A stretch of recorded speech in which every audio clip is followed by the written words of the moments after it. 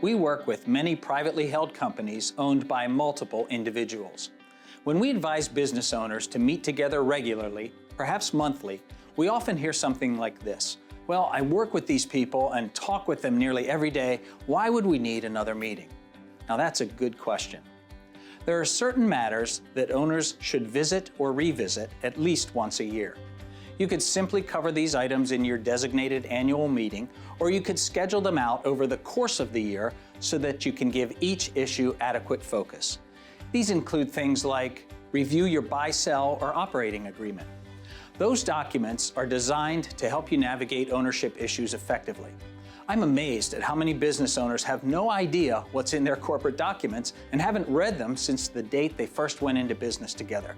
Simply read your agreement each year and discuss it briefly so you can remember what's in it and can put it to use when needed. Determine compensation for those of you who work in the business and perhaps for other key employees. Discuss your long-term vision for the company and plans for managing capital to support that vision. Determine distributions to shareholders and how much capital to retain, reinvest, etc.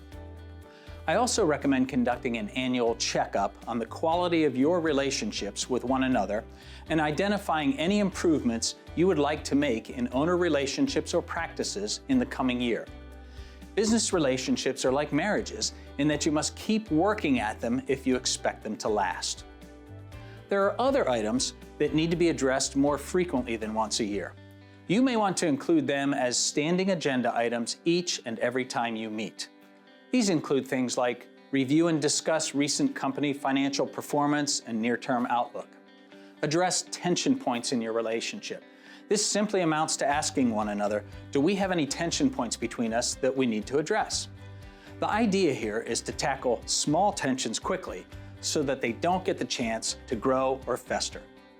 You may also consider spending a little time each meeting on some educational item that helps you become better shareholders. For example, you could discuss a brief article or podcast on leadership or on some development in your industry or in society that could create opportunities or pose threats to your business.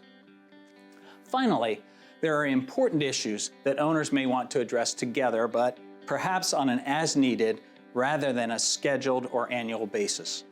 The possibilities here are nearly endless. Here are some examples. What might cause us to sell the business? Should we consider establishing an advisory board?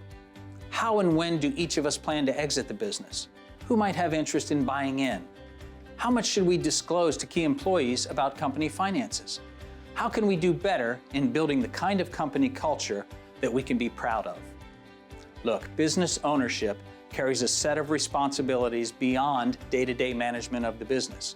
Smart owners invest the time, energy, and planning necessary to sharpen their ownership competencies and keep their relationships healthy.